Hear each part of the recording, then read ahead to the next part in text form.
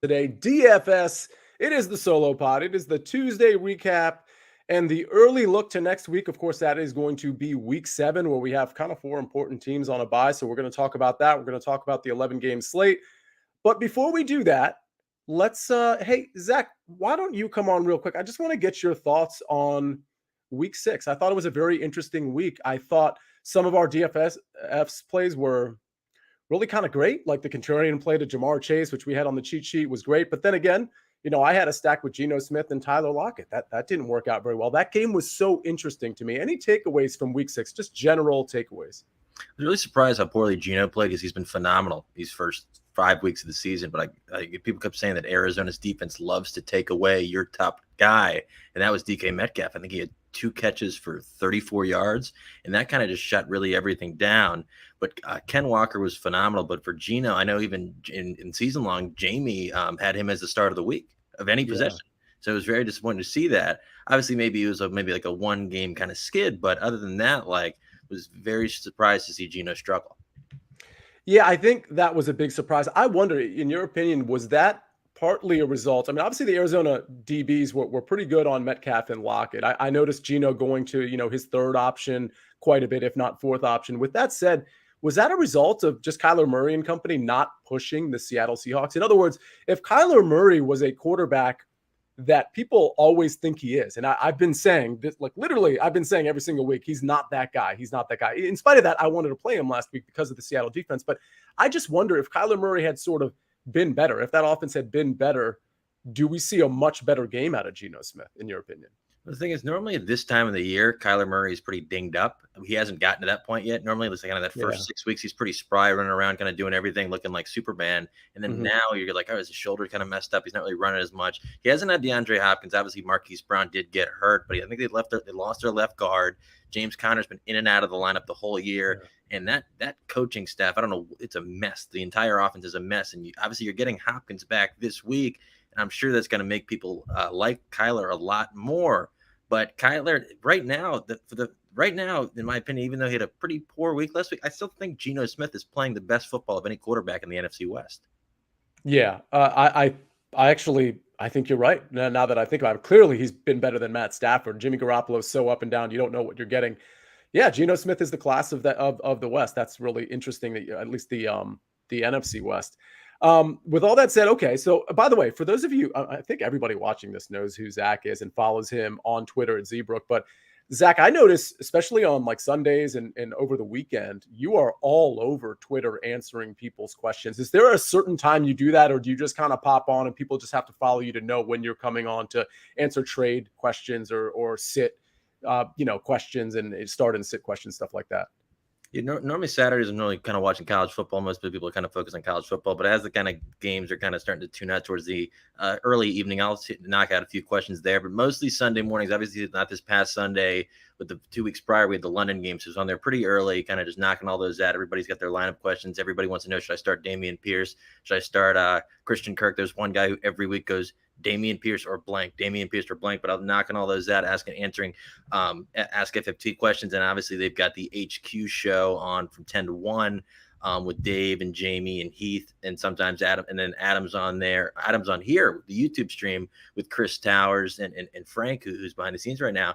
But there's tons of content. Everybody wants to help you help you with your lineups, because obviously you know who you kind of want to start. But I feel like a lot of people, they just want to see somebody else's opinion, kind of see what they would do in that situation. Maybe some people are just casual fans that maybe just want to kind of impress people in their work leagues and don't want to do the wrong decision. Just kind of just saying, hey, I wonder what somebody else thinks, and then kind of doing that. Yeah. But I enjoy doing it and helping out. And as many people as we can help win their matchup and kind of let people talk smack, I love to do it.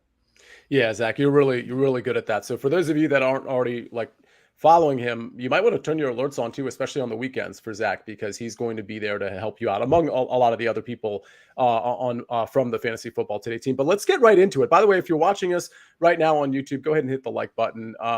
But I do want to congratulate, before we get to our lineup recaps, and we're going to do, Zach, we'll do my cash lineup first, but let's congratulate our Fantasy Football Today DFS contest winner. That's MJ O'Brien 20. MJ O'Brien 20 with the pretty great score, pretty great squad. I think it'll be a surprising squad, actually, in terms of, and this isn't meant to put MJ O'Brien down. He beat 200 people, or 199 technically. But from what I recall looking at it, it wasn't some amazing team that just like hit on everything. I think that's a product of this week. If you were on the Geno stack or the Kyler stack, or maybe even Patrick Mahomes with the wrong receiver, you probably weren't, winning tournaments. But if you were on Josh Allen, which MJ O'Brien was, if you were on, let's say, Joe Burrow and Jamar Chase, our contrarian play from the Thursday show, then you probably did pretty well. So it was one of those things where it didn't take a huge lineup to beat 199 other people. So I think it's interesting, and we'll get to that in a second. But let's pull up my cash lineup.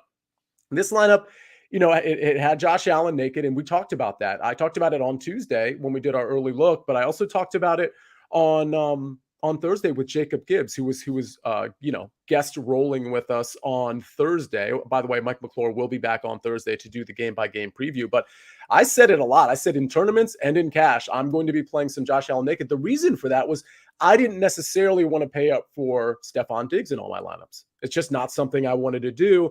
And I wasn't sure about Gabriel Davis. So it was one of those things where I was like, all right, well, if Josh Allen is going to stack up the points, which we know he's going to do barring injury, hopefully he just spreads it out, especially in cash games. I didn't really have to worry about a stack. So I was hopeful he'd spread it out to Stephon Diggs, to Gabriel Davis, to Isaiah McKenzie, to maybe even Khalil Shakir, Dawson Knox. And he did a lot of that. So, obviously Isaiah McKenzie had a really bad game, but he should have gotten some of that too. Anyway, Josh Allen was my quarterback in my cash game. Eno Benjamin, Ramondre Stevenson, and Ken Walker were my three running backs. Obviously, one of those was in the flex.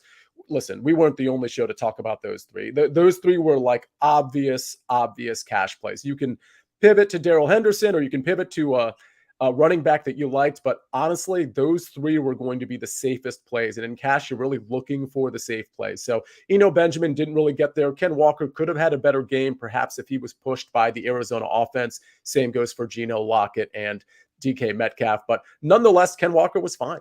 Ramondre Stevenson was great. He got all of the work. He was on the field a majority. He's got an 86.1% ownership share, which is kind of hilarious when you look at that. But that was about the percentage he was on the field. That was about his snap share. He got everything. He got all of the work with the exception of one or two carries where somebody else came in. So, Benjamin, 88%. You're not going to see these percentages in cash games or in anything unless the value is just like automatic. And we knew the value, even though Eno didn't get there, we knew the value was there for him, for Ramondre, and for Tyler Lockett at 73%. Now, that one was really interesting because he didn't come through, but at 73%, you're not losing a lot of ground to the field if that one doesn't come in. So again, in cash, it's okay to kind of join the field and have that player fail because he's failing for everybody. So as long as everybody else is doing pretty well, you're okay in tournaments. You never want to play a guy like Tyler Lockett, right? I don't think I need to tell you that at this point. If you've listened to this show, if somebody's 73% or 30%, in a tournament, it's probably something to look away from, unless it's just such a free square and the production is going to be there, like a Ramondre Stevenson, for example. Chris Godwin, I paired him with Tyler Lockett, and Amari Cooper, who's just been a target monster. He probably should have done better than the 14.4 he scored. He had 12 targets. I believe he only caught 4 of them, but he got there because of the touchdown he caught. Amari Cooper is another guy I'm going to be eyeing this week, which I'll mention during our early look. And then I had Zach Ertz and the Falcons defense. Falcons defense was kind of an easy call for me at home. San Fran has some injuries, mostly on the defensive side of the ball, but you figured that game might have a bit of a back and forth. At 2,500, it was a pretty easy value. And I think when I did my top 3 at each position, Falcons were front and center on my defenses at 2,500. So in summary, the lineup was Josh Allen, Eno Benjamin, Ramondre Stevenson, Ken Walker in flex, Tyler Lockett, Chris Godwin, Amari Cooper, Zach Ertz, Falcons.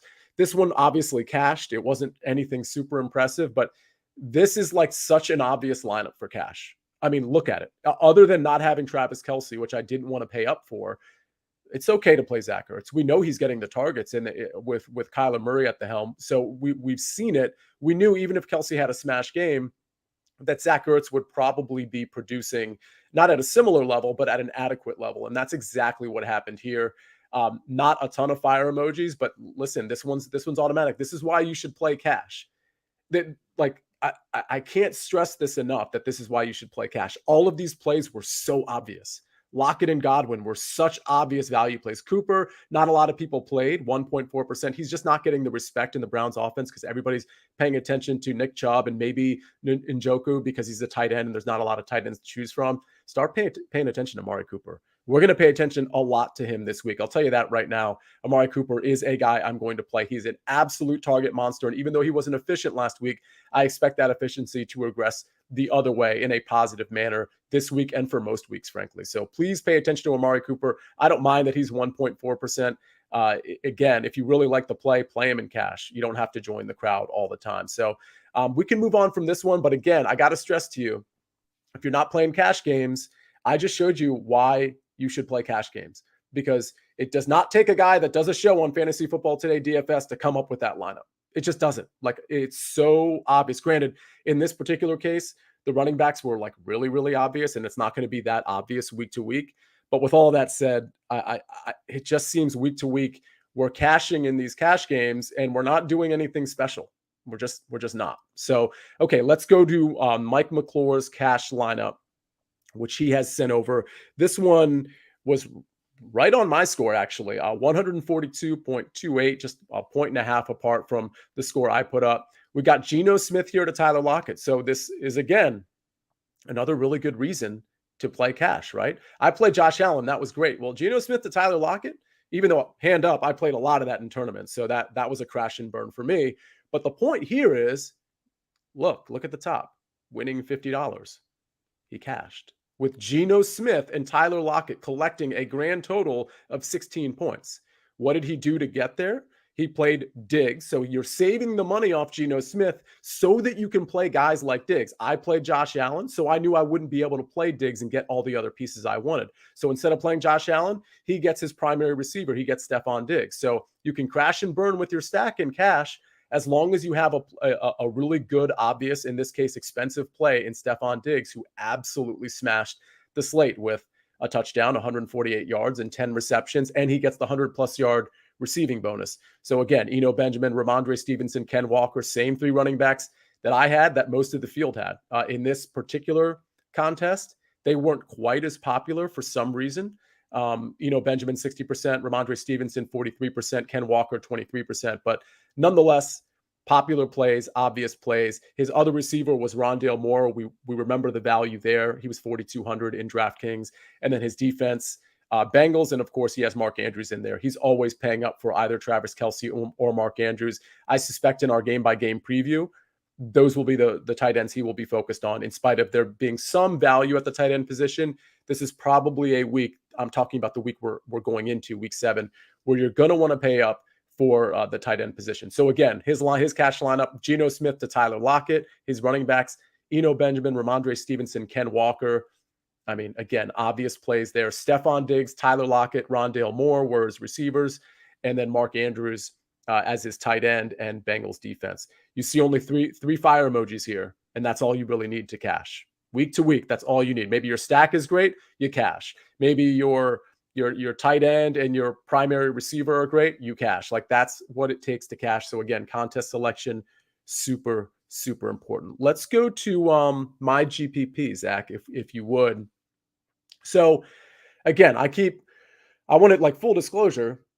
I already told you I played a lot of lineups, and you know this from the Thursday show. I played a lot of lineups with Geno Smith and Tyler Lockett. Or, I got different here and there. I played some with Geno Smith and DK Metcalf just because I knew he wouldn't be as popular, being 1,200 more. And I thought DK's potential, given the defensive back matchup, was really great. Same with Lockett. But anyway, I crashed and burned on those. So this is not one of those lineups. In fact, one of the lineup I had in the FFT DFS contest was in fact a Geno Smith to Tyler Lockett lineup. And for the record, I think that finished 31st out of the 200. So again, further evidence that if you pick really well, you can cash, and you can come really close to cashing in big tournaments or small ones, in this case, a 200-person field, if everything else clicks for you. So again, if your stack isn't great, you can still do okay, particularly in cash games. But a lot of the tournaments I had Geno and Lockett, I finished just outside the cash. Anyway, this is a Josh Allen stack to Stephon Diggs.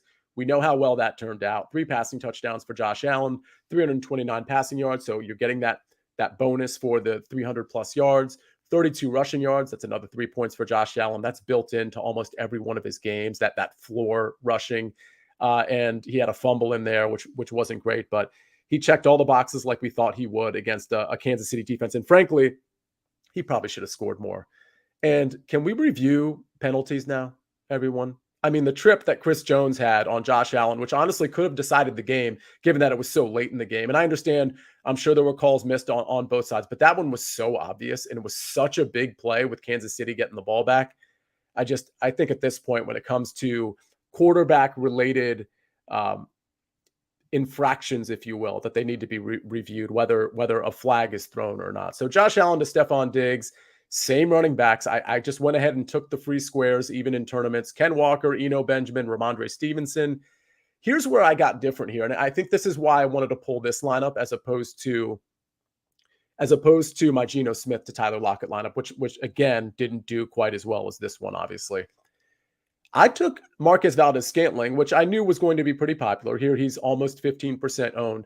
But I paired him with, instead of Travis Kelce, which frankly I couldn't afford, didn't want to afford with the stack that I built. Because if you do Josh Allen to Stephon Diggs with a Kelce run back, newsflash, even if you throw in the Falcons defense like I did here with 13 points and a fire emoji, you got like less than 5,000 left across the board. So I went with Zach Ertz, but here's where I got different. Juju Smith-Schuster with Marquez Valdes-Scantling. My thought here is, okay, hopefully Ertz does well enough not to get killed by Travis Kelce. But now I know I have a combo with Juju and Marquez Valdes-Scantling that nobody else has. Now, granted, you could have done that combo with Patrick Mahomes. That would be the more conventional way to build this. But my thought was, let me get all the Josh Allen points I can get by starting him with Stephon Diggs and just getting whatever else goes anywhere else, because I knew that was going to be the team that scored more points. And hopefully, instead of Kelce getting the touchdowns and the yards and the receptions, hopefully they go to Juju and Marquez Valdes-Scantling. And you know what? I was almost right. Because Marquez Valdes-Scantling, he had one touchdown that was called back. He had a couple near receptions that really could have gotten him going. And we have 0 points for MVS. But honestly, if we're being objective about this, it could have easily been a 10 to 15 point day. And we know what Juju Smith-Schuster did with over 113 receiving yards, a receiving touchdown, 5 receptions. And he gets that 100-yard receiving bonus, of course, for a score of 25.3. So I really liked this lineup. And I really think when it comes to these, quote, obvious games that everybody's going to be on, which we're not going to have as much this week because there's more games to choose from. But these obvious games, well, how do I get different? Well, this is one way to get different. You pair 2 receivers instead of the obvious tight end. Like that is just one small way that I thought I could get different here. And again, it almost worked. I mean, this lineup scored 170.06, and I think it really had upside to go a lot further than that, especially if Ken Walker has a big game, which he didn't. He had an average game. So that's my GPP lineup. Just to wrap up, if I was confusing with the order of things for those of you that are listening: Josh Allen, Ken Walker, Eno Benjamin, Stephon Diggs, Juju Smith-Schuster, Marquez Valdes-Scantling, Zach Ertz, Ramondre Stevenson, Falcons defense. This one easily cashed, and it really had the upside to get like inside. I think this tournament, I'm trying to remember how many people. This was actually a big one. I think it was the $33 5 max entry tournament, which is really popular. I think the prize pool for that one is $200,000 overall, of course. And that one finished really high. And honestly, it really had the potential. If MVS could have gotten there and Ken Walker could have had a little bit of a bigger game, that had certainly top 20 upside there. All right, finally, before we get to our FFT DFS winner and our early look, let's really quick go over Mike's GPP lineup. We have Josh Allen. Instead of going Stephon Diggs, which of course he did in his cash lineup, he goes Gabe Davis and Dawson Knox, clearly trying to get a little different with that stack. And he's searching for the Gabe Davis upside, of course, and Dawson Knox. I'm surprised Dawson Knox was actually 11.1%. I thought he'd be a touch less than that, but he has Josh Allen double stacked with Gabe Davis and Dawson Knox. His running backs are Eno Benjamin, Ramondre Stevenson. He played 2 tight ends, so that's another way he got different. In the flex spot, he has Travis Kelce. So at tight end, he has Dawson Knox, but in the flex spot, he has Travis Kelce. And then, of course, he plays the popular and ultimately underwhelming for all of us, Tyler Lockett. So his lineup: Josh Allen, Eno Benjamin, Ramondre Stevenson, Gabe Davis, Marquez Valdes-Scantling, Tyler Lockett, Dawson Knox, Travis Kelce, Bengals defense. I think this is a great tournament lineup. It didn't end up getting to the cash, and that's mostly because, For one, the Bengals defense didn't come through at all. But Marquez Valdes-Scantling, he can't get you 0 points. Tyler Lockett, as popular as he was, he certainly would have passed more than half the field if Tyler Lockett actually had a pretty decent game. Dawson Knox ended up being a good play. Kelsey didn't prove to be worth the price, being 22 points. He had a nice game, but it's not enough to pay off the price tag, to justify the price tag. So this one fell just short with 120.96. This fell just short of the money, but certainly a good lineup. And I love what he did here with having Marquez Valdes-Scantling and Travis Kelsey on the one side of it. And then you have Josh Allen with Gabe Davis and Dawson Knox. You're taking a chance there because Gabe Davis and Dawson Knox are not target monsters. But again, it's a GPP lineup. It's not his cash lineup, which had Stephon Diggs. It's GPP lineup. So you're hoping Stephon Diggs gets held at bay somehow, even though the Chiefs were not good against wide receiver ones. They haven't been all year. You're hoping Gabe Davis and Dawson Knox maybe combine for 3 touchdowns and maybe combine for 8 to 10 catches. And that's how this lineup gets there ultimately. So that's that. Let's go to MJ O'Brien, who is MJ O'Brien 20, who is, and by the way, if you win these things, tweet at us. Tweet your lineup if you want to, whatever. I kind of want to know who these people are. A lot of you have tweeted at us. I'm trying to think of some of the previous winners, but as soon as you see that you win, go ahead and tweet at me and Mike and FFT, Fantasy Football Today, whatever, and let us know that you won and show off a little bit so that we can retweet you. I think this lineup is pretty great, and like I said at the front end of the show, it's not like this lineup blew it out of the park, right? We've had lineups that have surpassed 200 points in this contest. And this one only scored 168.26 points. But again, it kind of goes to show this was kind of an underwhelming slate. A lot of people were on certain games that just didn't get there ultimately, including obviously that game that I was on as well, which of course was the Arizona Cardinals and the Seattle Seahawks. So who did get there? Josh Allen, because he always gets there. 30% owned in our contest. No surprise there. We were really big on him. He scores over 30 points, like we talked about. Eno Benjamin, Ramondre Stevenson at running back. So he went with 2 of the 3 really popular running backs. Honestly, Darrell Henderson ended up being really popular as well, but he excludes Ken Walker here. Totally fine.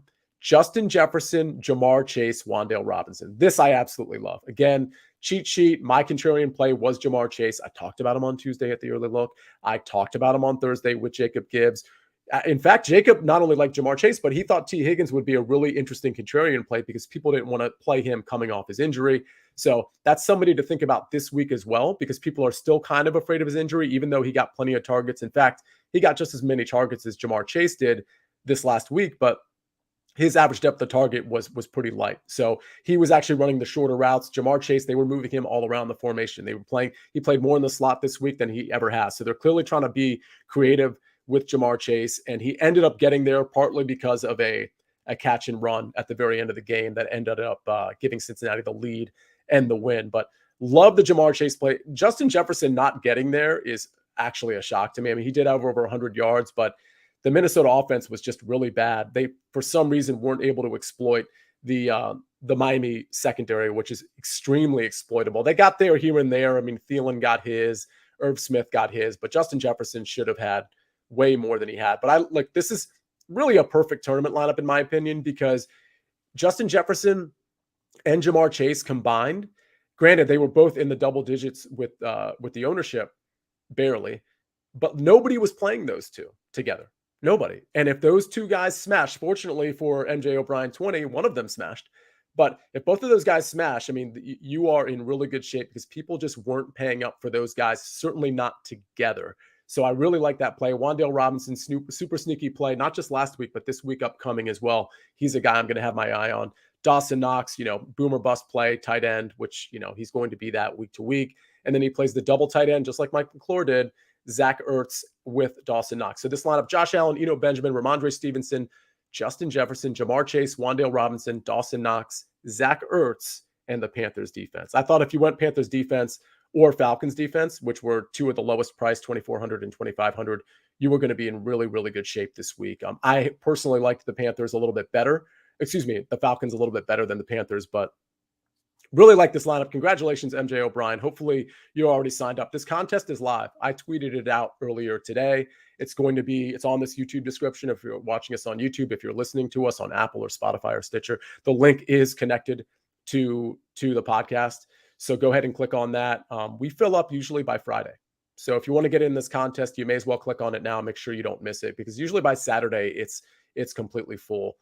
We're at 200. I think there's an issue getting the contest bigger, so we're trying to work that out to maybe get it to 250 or 300 or even 500, because there's a lot of demand for this contest. But certainly appreciate everybody jumping into this contest. Definitely show off your lineups, even if you don't win. When you come in 10th, tweet it out. Well, I want to see your lineup. I think it's great if you come in inside the money here. Also, if you haven't already hit the like button, please hit the like button. We're going to go into our early look. We're going to check out week 7 pricing: quarterback, running back, receiver, tight end. But before we do that, we're going to hear a message from our partners. And we are back. This is Fantasy Football Today, DFS. It is Tuesday afternoon. This is the solo pod. On Thursday, it's going to be me and Mike McClure doing our game-by-game preview. But for now, it's like my favorite part of the week right now. Truly, it's the early look. It's like Christmas every time pricing comes out. And it's not just for NFL. I do PGA DFS as well. I love when pricing comes out. It's almost like when the brackets come out for March Madness, where you're like, I wonder who's going to be in the West and the East, and then, whatever region, who's going to play who. I actually have that feeling, believe it or not, every time pricing comes out. Every single week pricing comes out, no matter the sport, as long as I play it, which is mainly NFL and PGA. I get that same sort of feeling, that March Madness feeling. I think it's beautiful. I guess that means I love daily fantasy sports. So here we are. Let's go to the quarterback position. But I do want to point out that it's an 11-game slate. We have a few teams on a bye, actually 4 teams on a bye: Bills, Rams, Vikings, Eagles. A lot of big-time players there. So in your redraft leagues, we talked to Zach earlier, and we're going to bring him back on because I want to ask him a question. There's some news today coming from a certain NFL owner about another NFL owner, and me and Zach are Washington Commanders fans. So I'm just curious how Zach internalized that news. So we're going to touch on that right at the end of the show. But Bills, Rams, Vikings, Eagles on a bye. In your redraft leagues, if you have a good team, you probably have a lot of Eagles, or at least some. You probably have a lot of Bills, or at least some. You might have some Vikings and Rams, which, if you got like Cooper Kupp or Justin Jefferson or Dalvin, I mean, there's some horses there, and you probably need help. You probably need redraft help. So I got to look at the questions. Maybe at the end of the show, I'll scan the questions really quick. I don't want this show to be super, super long, but maybe if you have waiver wire questions, I can answer a couple of them. If you have DFS questions, I can certainly answer, I think, all of them. But again, these guys at the Fantasy Football Today team, they're pumping out the content. So make sure you're listening to them. They're on every day. And I know they jump on Twitter and answer your questions too. So look out for all of that. Okay, 11-game slate. We got some high totals. We got a lot of games to choose from this week. Last week it felt like there was only like 2 or 3 games and maybe a couple contrarian games to choose from. This week it's a little different. I'll point out some games that are in that sort of 46 to 51 point total. We got the Falcons at the Bengals, 47.5 point total. I should point out the Falcons have some injuries, particularly to their secondary. It looks like Casey Hayward was put on IR today. AJ Terrell might be injured as well. Those are the starting defensive backs for the Falcons. So even though the pace in that game might be kind of slow, it could kind of be a field day for the Bengals at home, 47.5. I think that one's going to be really interesting to diagnose during our game-by-game preview. Browns at Ravens, 46.5. That's another game I absolutely love for reasons we will get into later. Lions at the Cowboys, 48.5 point total. Lions coming off that bye. It does look like Dak Prescott will be back for the Dallas Cowboys. So that has some intrigue there in terms of how Dak is going to handle his receiver core. Like, is it going to be the CeeDee Lamb show? Does Michael Gallup get more involved? Does Noah Brown stay involved? I think there's a lot going on there. Texans at the Raiders is a 46-point total. Chiefs at the 49ers, a 48.5-point total. That one is really interesting. To me, I think there's going to be some contrarian plays in that game, because even though it's a really high total, I think people are really fearful to play certain players on both sides of the ball. And if you're right about the players you pick, that one could be a pretty great game. I also worry about the pace in that game, particularly on the 49ers side, but we'll have to wait and see how we diagnose that during the game-by-game preview on Thursday. I should note, San Francisco incredibly banged up on defense. This is just one of those perpetually unlucky teams when it comes to injuries. The San Francisco 49ers, they're just constantly banged up. So I expect Patrick Mahomes to take advantage of that, fully take advantage of that. Seahawks at Chargers, this is the biggest total. The Chargers have the highest implied point total as well, and it's a 51-point total. Neither of these teams can play defense really, particularly in the secondary. So I anticipate this game potentially being a shootout. Could be a nice comeback spot for Geno Smith, who, again, him and his receivers are not appropriately priced, in my opinion, even coming off a bad game. So let's start with the quarterbacks. We have it up here thanks to Zach. Zach is the actual best, both producing and providing content. Lamar Jackson at the top. I don't have a problem with this, right? The Cleveland defense is just not getting any pushback. They are getting more and more injured by the game as well. We'll have to see if some of that defensive line ends up coming back and playing this week. But this could be a nice game for Lamar Jackson. It certainly could be a nice game for a Lamar Jackson, Mark Andrews tandem. I suspect this might be Mike McClure's favorite stack. I'm just going to put that out there right now. That, like, granted, this is a slate that has the Kansas City Chiefs on it. So it might be, Patrick Mahomes to Travis Kelce. But I suspect his stack is going to be, when we do our cheat sheet, is going to be Lamar Jackson to Mark Andrews. By the way, if you see the scroll at the bottom, go ahead and smash that like button if you haven't already. We appreciate you. We know, I can see there's a lot of people, a good amount of people watching. So again, if you haven't already hit the like button, please go ahead and do that. We really appreciate that. Lamar Jackson at the top. I like him. He's definitely going to be, we give out our top 3 at each position every Thursday show after we do our game by game preview. Then we go into our cheat sheet. I'll be surprised if Lamar Jackson isn't on my cheat sheet there. I might play him naked. I might play him with Mark Andrews. It depends how much value sort of opens up in my ability to play Mark Andrews. But I do like that stack. Mahomes at 7,800. I like that quite a bit because of the San Francisco injuries. It's just a matter of who you choose to pair him with. I think Marcus Valdes-Scantling is certainly in play coming off a really bad game. I think Juju was in play. I thought Juju was in play last week too. And I think that's something we talked about on the Thursday show with Jacob. Of course, Travis Kelce is in play there as well. And again, I'm not going to go over every quarterback, but these are just quarterbacks that stick out to me, and I'll do the same at the running back, wide receiver, and tight end position. But Justin Herbert, I absolutely love. At home versus Seattle, he has been very, very underwhelming. They can't get anything going in the rushing game. And by the way, evidence of that, well, 2 things to point out. One is Justin Herbert had 57 pass attempts on Monday Night Football. That's a lot, especially against a really good secondary. Like, they just can't run the ball. And it's partly because of injuries, and it's partly because they just can't run the ball. And I think we'll have to wait to see if Keenan Allen comes back. But either way, I absolutely love a Justin Herbert stack and a bring back or multiple bringbacks on the Seattle side. And I'll say the same thing about Geno Smith and stacking him with multiple bringbacks. Let's not forget this secondary. JC Jackson's back, but he ain't back, if you know what I mean. He got benched last night, and he's just, in his defense, he's still working off that injury that he had. I believe it was an ankle injury. He came back early in the season. Then he had to sit out a game because he just wasn't all there. And then he came back. We saw him last night, and he got benched by Brendan Staley. So this secondary they just don't have it. And I think this game really has some major shootout potential. And for the record, when it comes to Justin Herbert, let's not forget that Josh Kelly got injured last night, and that's not insignificant. First of all, I should point out, I had a prop. I was on the early edge last night, like I am every Monday Night Football. I was on with Prop Stars, with Mike McClure, of course, and Jonathan Coachman.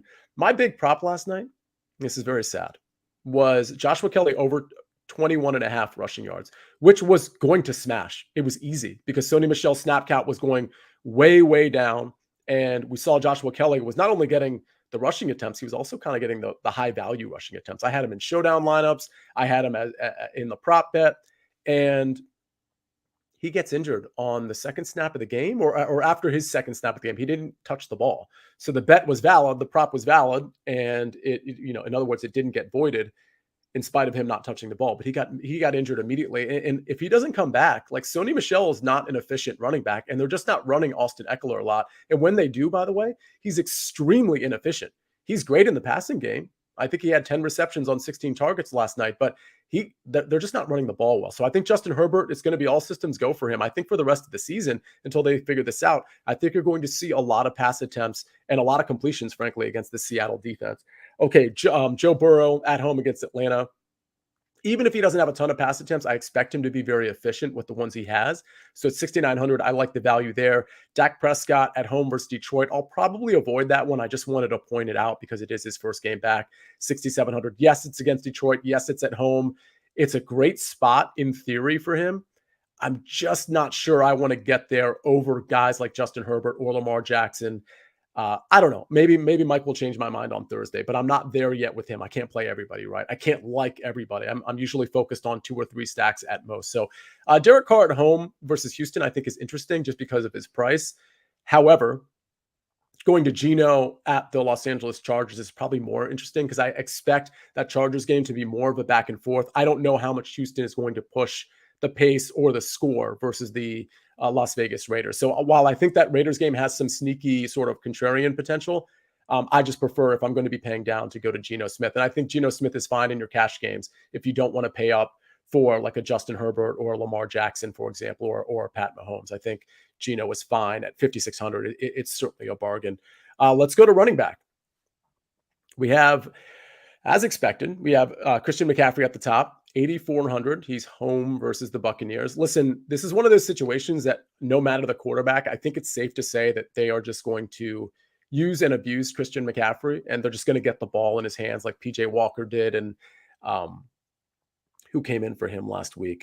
Anyway, the point is, I think CMC is going to get a lot of work, and the Bucs defense, I see how they're rating out here on DraftKings. Again, you can watch us on YouTube. Hit the like button if you haven't already. But I don't love it. I don't love paying this price for Christian McCaffrey. I just wonder what the touchdown equity is ultimately. Oh, it was Jacob Eason who came in for PJ Walker there, and he didn't really have to do much ultimately. But Christian McCaffrey, I'm probably going to go ahead and skip that. I mentioned Austin Eckler. He's 8,300, as we can see here, going up against a bad defense, also a bad run defense for the record, and not very good against pass catching running backs either. So caught 10 of 16 targets last night. If Keenan Allen is not present and accounted for, then I think we're going to see the same type of work for Austin Eckler. I think if Keenan Allen is back, we'll still see similar work for Austin Eckler. I just think Keenan does impact the passing game a little bit as it pertains to some of these short area passes to guys like Austin Eckler or Josh Palmer or Gerald Everett, for example. So something to consider there. Keep your eye on that. I think Derrick Henry is interesting at 8,200. He's at home against Indianapolis.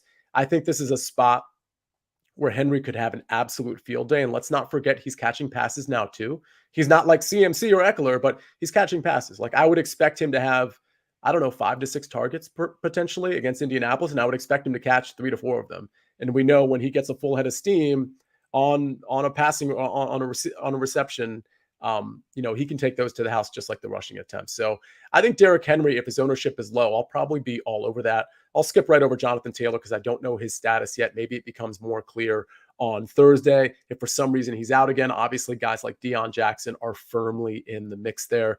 Let's go down to Nick Chubb. Coming off a bad game, maybe his ownership stays down. His ownership has never really been that far up in terms of, being super popular. I think this is a game Nick Chubb could completely go off. And even though he had a bad game, we expect that from Nick Chubb. There's going to be games where he's not going to pop off for, monster runs in 100+ yard games, but there are going to be those games where he does do that. And I think this is a game where you could have a Lamar Jackson stack to, let's say, Mark Andrews, because that's super obvious and appropriate, most likely. You can run it back with Nick Chubb and Amari Cooper if you wanted to, and just assume that game gets in shootout potential. The Cleveland defense is bad right now. The Ravens defense is bad right now.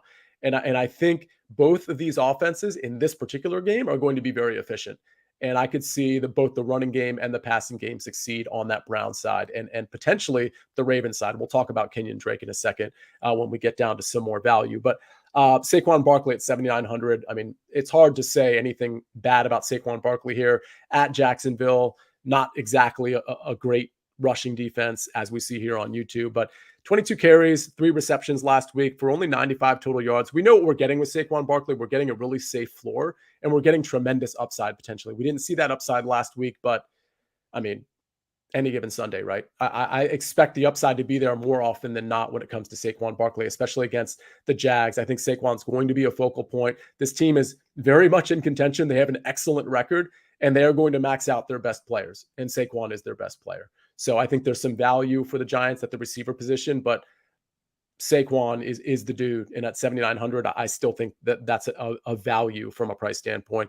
I think Joe Mixon is interesting at 7,000 if his ownership is super low. He's been extremely inefficient, but I could see Cincinnati being really quite good in this game in terms of really efficient and scoring a lot at home against Atlanta with a lot of momentum on their side. Atlanta's really scrappy. They play well, but If Mixon is super low owned, I'd consider it. If he's not, I'm out completely. Josh Jacobs at 6,500. We know what he can do. He gets all the volume. Oh, when he's at home, he gets to play Houston. It's a must win for the Las Vegas Raiders, who, for the record, I think are a pretty good team. They've been a little unfortunate here and there. I think Josh Jacobs is the workhorse. He's one of the best values on this slate. He's definitely one of my favorite plays, no question about it. Ken Walker at 5,800. No need to really talk about that. Anybody who's watching this knows Ken Walker, he's getting all the work. Travis Homer's not back yet. DJ Dallas isn't much of a factor. Ken Walker at the Los Angeles Chargers at 5,800. Certainly some great value there. 21 carries last week for 97 yards plus 2 receptions. Wouldn't shock me at all if he gets more receptions as the weeks unfold here, even with DJ Dallas and Travis Homer coming back.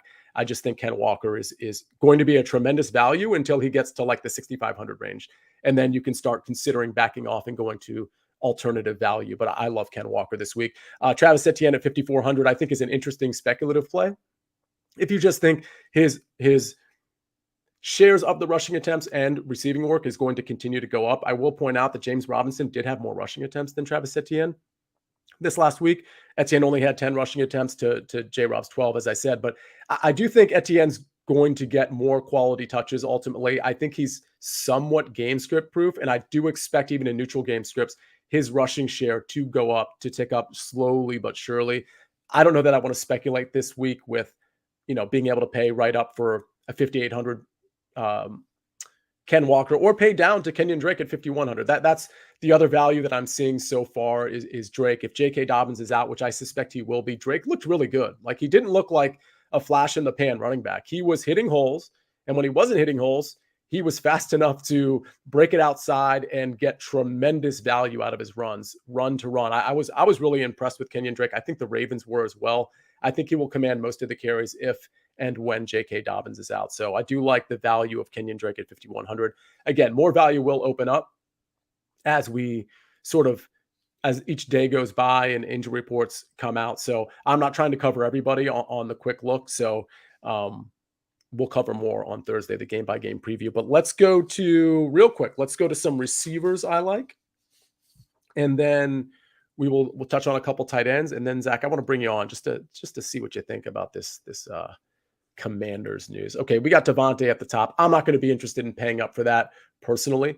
I think it's more of a Josh Jacobs play for me in this game than it is Devontae Adams, but I don't have a problem if you want to play Devontae. It's just too rich for my blood here. Jamar Chase at 8,200. I'm a fan of that play. I'll be playing some Jamar Chase just like I did last week. I like that. As we go down, I'm not really interested in a lot of these guys up top like Pittman. I'm not looking to repeat from what I saw last week. The 48 passing attempts by Matt Ryan, I just don't see that happening again. And I don't think I trust that offense enough game to game. I'd rather go somewhere else. I think Mike Williams is interesting, especially if Keenan Allen is out. His matchup against defensive backs is going to be a lot better this coming week, than it was on Monday Night Football against Patrick Surtain Jr. II. So I do like Mike Williams, especially if his ownership is low. Give me DK Metcalf all day, 6,600. His price actually went down from last week, 200. So he's still tremendous value. Amari Cooper, I talked about already at 6,100. I really like Amari Cooper, and I think we're all kind of sleeping on him a little bit. And again, he had a ton of targets last week, and I expect those targets to be the same this week, and I expect him to be more efficient with them. Catching 4 of 12 isn't really what I'm expecting from Amari Cooper week to week. Brandon Ayuk at 6,000, I think, is an interesting speculative play. I say speculative because I'm a little uneasy about it in this San Francisco offense, but he does seem to be like the alpha receiver. Like, I understand Debo is the alpha everything, like running back, receiver, utility player, but Ayuk's super talented. And I think we're seeing him getting kind of more targets than Debo Samuel ultimately. And against this Kansas City defense, Ayuk could get loose. So 6,000, if you're stacking this game, or if you're trying to do a skinny stack, getting pieces of this game, it's Ayuk for me over like Debo, over Kittle, over Jeff Wilson. He's going to be my guy. Last week caught 8 of 11. And again, the Kansas City pass defense, not good. Lockett at 5,800. He's still tremendous value. Love the bounce back potential of him. He only went up 200 from last week's price, and the week before he was the same price both weeks. Only caught 4 of 12 targets, but he and DK Metcalf are the guys. Michael Gallup at 5,100. If you want to speculate with Dak Prescott, I don't mind him at all. I think Noah Brown is also sneaky if you want to get really kind of contrarian and sneaky in that Dallas-Detroit game. Romeo Doubs, not great efficiency. He did have 9 targets last week, and he's going against the Washington defense, and we have a Randall Cobb injury. So it's Alan Lazard at 6,100, I believe, and it's Romeo Dobbs at 5,000. I think both of those guys have some serious upside and a potential bounce back spot against a terrible Washington secondary. Somebody to keep an eye on for sure. DJ Moore at 4,900. I don't hate that. MVS at 4,400. I don't hate that at all. Played a ton of snaps. Him and Juju played the most snaps of all the receivers, 82% for MVS, 88% for Juju. It could be one or the other, frankly, week to week. I think Juju's still going to get a little bit more volume than MVS, but in terms of the big play potential, I think it could go either way, and I would actually lean MVS there. And then McCole Hardman, he played less than half the snaps, by the way, but at 4,300, an interesting speculative play against a very banged up defense for San Francisco. Let's touch on the tight ends real quick, Zach. We're going to go to Kelce and Andrews at the top. Some obvious plays right there. I prefer Andrews in this matchup because I'm getting a discount, and I think I'm getting the better production in this particular week 7. I think Mark Andrews is going to outscore Travis Kelce.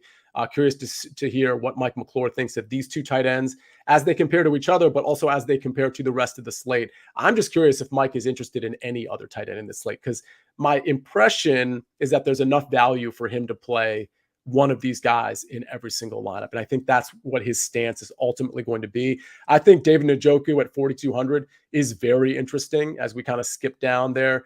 He's the second leading target getter on the Cleveland offense, and he has big play upside, and the Baltimore secondary, the Baltimore defense in general, it's just not there. I think there's some serious big play potential from David Njoku. So somebody to definitely consider if you're not paying up for Kelce and Andrews. I think there's a lot of guys down in this range to consider. Robert Tonyan at 4,100 is certainly one of those guys who is starting to get the targets, and I think is more of a reliable target to Aaron Rodgers. So in fact, this is the last thing we'll do.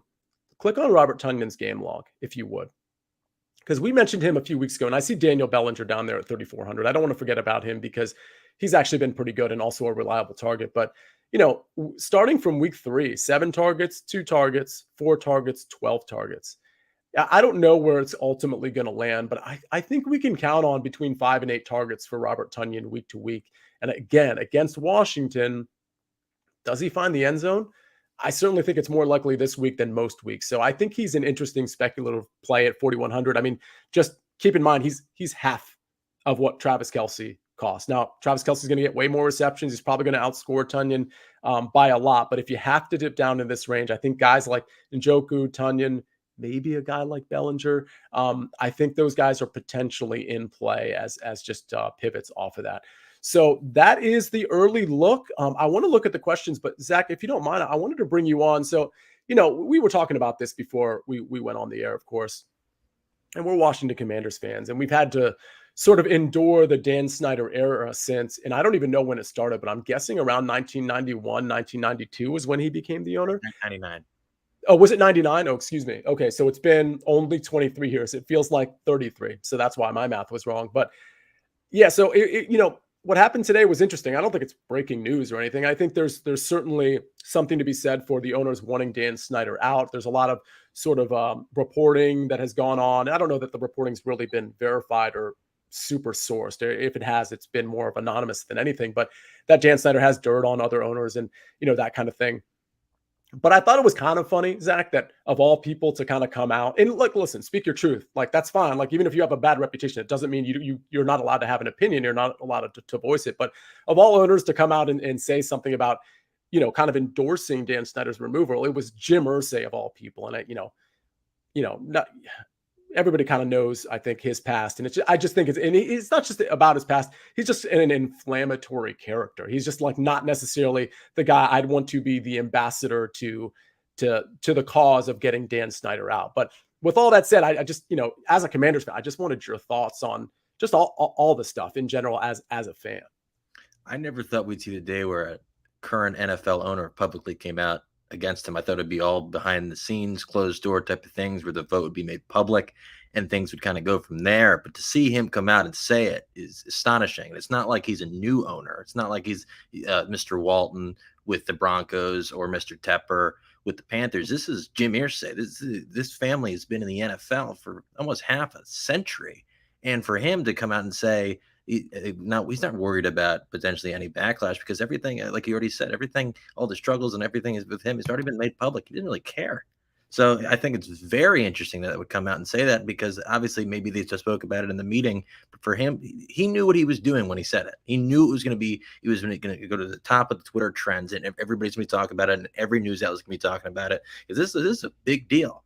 So for people in DC, maybe this is kind of a sign of relief. I saw this one great tweet earlier. A lot of people in Baltimore don't like the Irsay family because obviously in 1984, they moved the Colts from Baltimore to Indy. But maybe some people around the DC area, maybe this gives them a little bit of solace. Yeah, no, I mean, it's again, I don't begrudge anybody I don't care who you are. If you have an opinion and you have a platform, express your opinion. I think you're right. I mean, I definitely, I don't think I'll be honest. I don't think he's going to be removed anytime soon. That's just my take there is that a lot of this is just kind of like smoke that ends up getting kind of like brushed away a little bit. Maybe eventually he does get removed, or maybe he feels the pressure and just wants to sell the team at an incredible investment as it'll turn out. I don't know, but it does take a lot and we know, a lot has happened in Washington with that team on an executive level in particular, but it takes a lot. And I just wonder if we're at that time or if we're going to be having the same conversation in a couple of years. I mean, you just look at the team and you just go to I don't know the last time you went to the game or you go to the stadium. It's nowhere near the nation's capital. The stadium's either empty or it's filled with opposing fans, and the stadium's kind of falling apart. The one thing for me is we're having the World Cup here in a couple of years, and the nation's capital's not getting a game because of FedEx Field because it's not suitable. And he can't get a new stadium, which has been clearly laid out. And it really would be best for him to. I don't think he's going to willingly leave selling. I don't think there's a number. I think. Yeah.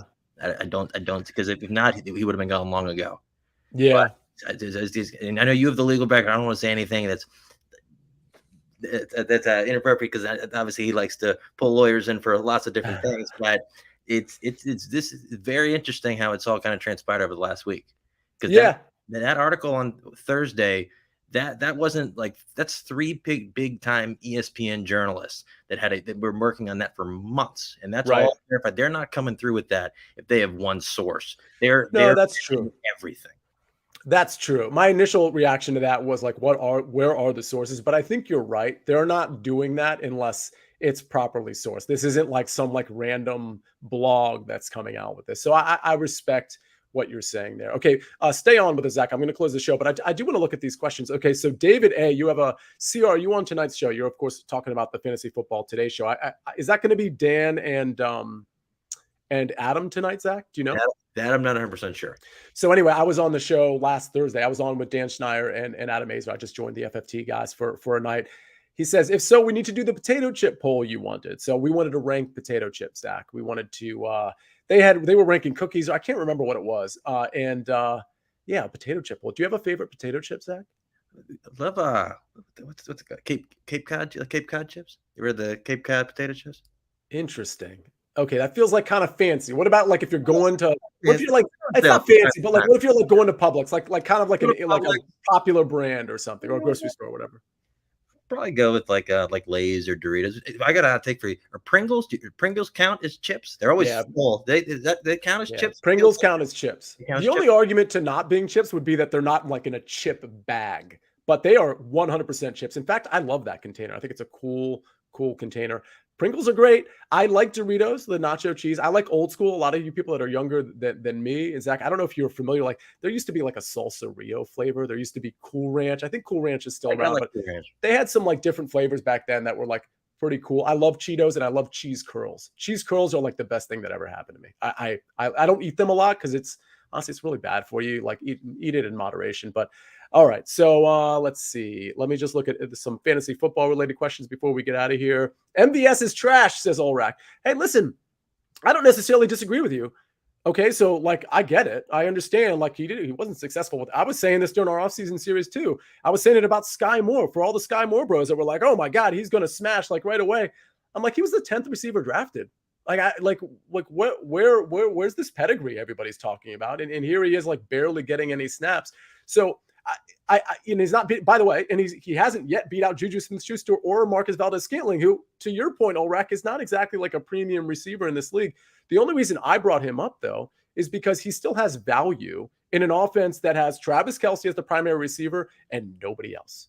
If you hit right, like if you hit right on Juju Smith-Schuster, you're pretty happy about it. Juju is no better than MVS in this offense, in my opinion. They have a different skill set, but they're not actually better than each other. It's anybody's game, and it's just a matter of whether you guess right. So if you guess right on MVS and he has 4 catches for 89 yards and a touchdown, well, good job, because he was only 4,300 or 4,600, whatever it is this week. So yeah, he might not be a good receiver, but it's really about the situation. It's not about the talent himself. And the situation is pretty good, especially against the banged up San Francisco secondary, who has been known in the past to lose some receivers on fly routes. It wouldn't shock me at all if MVS gets a touchdown and a long bomb, even though he's running some of the shorter area routes as well. Okay, someone dropped Antonio Gibson. Is he worth using a waiver on? I think no, Zach, no, right?